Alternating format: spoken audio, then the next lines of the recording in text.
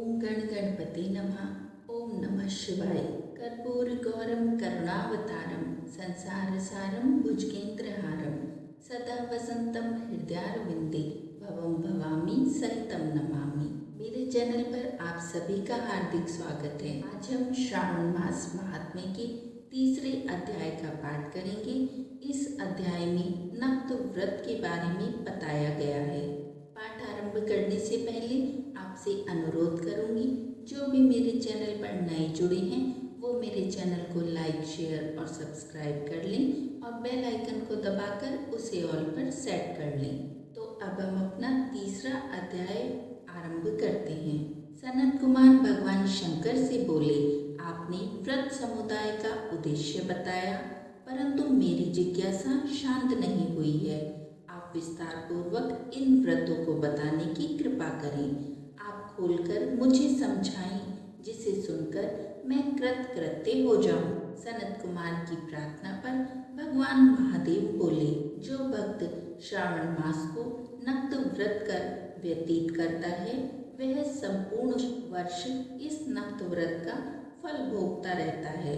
दिन की समाप्ति से 3 घड़ी पहले रात्रि भोजन को नक्त व्रत कहा जाता है।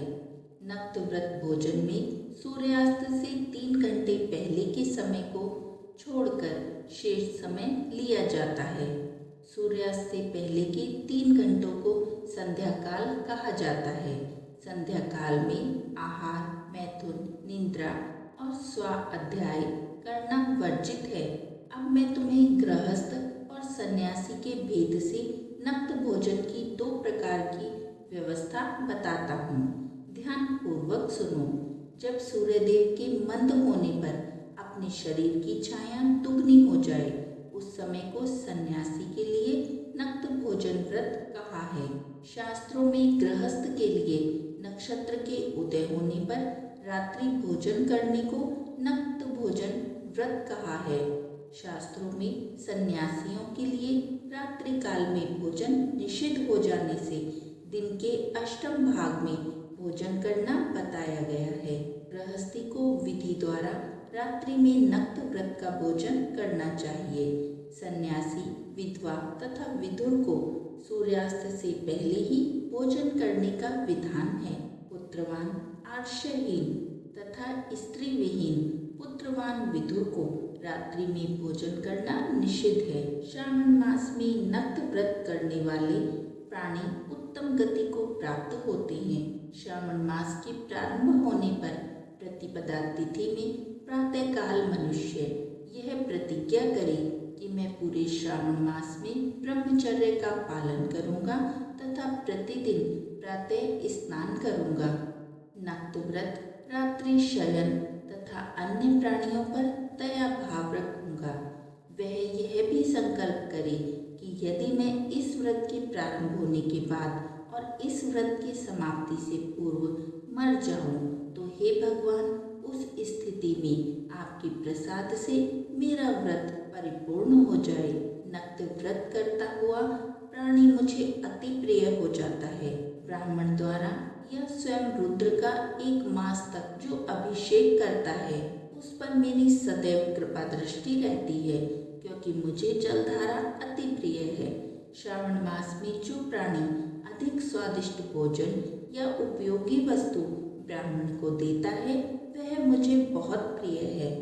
हे सनत कुमार, अब मुझसे उत्तम लक्ष्य पूजा विधि को ध्यान पूर्वक सुनो।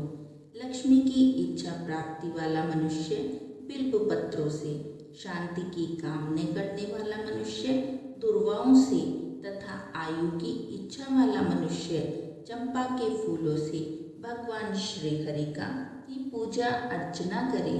विद्या की इच्छा रखने वाला व्यक्ति मल्लिका तथा चमेली के फूलों से पूजा अर्चना करे। तुलसी दल से भगवान श्री हरि और मैं स्वयं प्रसन्न होते हैं। पुत्र की कामना रखने वाला व्यक्ति कटेरी के फूलों से पूजा अर्चना करे। जिसे बुरे बुरे स्वप्न दिखाई देते हों, वह उनके नाश के लिए उत्तम धान्य से पूजा अर्चना करे। देव के सम्मुख रंगबल्ली, पद्म, स्वास्तिक और चक्र आदि बनाकर भगवान विभु की पूजा पूजा अर्चना करें। संपूर्ण कामनाओं की पूर्ति के लिए सब पुष्पों से मनुष्य को पूजा अर्चना करनी चाहिए। लक्ष्मी पूजन करने से मैं सदा प्रसन्न रहता हूँ। अंत में उद्यापन करना चाहिए। उद्यापन के लिए मंडप बनवाकर उसके तीसरे भाग में वेदी बनानी चाहिए। पुण्याह वाचन करके आचार्य का वरण करना चाहिए। मंडप में बैठकर रात्रि का जागरण कर वेद पाठ करना चाहिए। वेदी पर उत्तम चतुर्लिंग तोभद्र बनाकर उसके मध्य भाग में चावलों से सुंदर कैलाश का निर्माण करना चाहिए। उस वेदी में यथा स्थान तांबे का कलश स्थापित करना चाहिए। उसमें पंच पल्लव तथा सूक्ष्म वस्त्र रखने चाहिए। उसमें भगवान शंकर की स्वर्ण की मूर्ति को पंचामृत से स्नान कराकर स्थापित करके अर्चना करें। नैवेद्य युक्त धूप, दीप, गीत, वाद्य, नृत्य और वेद शास्त्र पुराण द्वारा रात में जागरण करना चाहिए तथा प्रातःकाल होने पर स्नान करना चाहिए। पवित्र शास्त्रोक्त विधान से वेदी बनानी चाहिए। तिल, घी, पायस, मूल मंत्र, गायत्री, शिव सहस्त्र नाम से हवन करना चाहिए। जिस मंत्र से पूजन किया है उसी मंत्र से हवन करना चाहिए। खांड, घी, चावल से हवन करना चाहिए। हवन समाप्ति पर पूर्ण आहुति देनी चाहिए। प्रातः वस्त्र, अलंकार, आभूषणों से आचार्य का अर्चन करना चाहिए। ब्राह्मणों का पूजन कर उन्हें दक्षिणा देनी चाहिए। जिन मंत्रों से भगवान शिव की लक्ष्य पूजा की है उन चीजों को दान करना चाहिए। स्वर्ण निर्मित भगवान शंकर की मूर्ति का अर्चन करें। यदि 1 महीने तक दीप जलाया हो तो उसको दान में देना चाहिए। संपूर्ण इच्छाओं की सिद्धि हेतु स्वर्ण की बत्ती, चांदी का निर्मित दीप बनवाकर उसमें गौ का घी भरकर दान में देना चाहिए। ब्राह्मणों को भोजन कराकर दक्षिणा दे।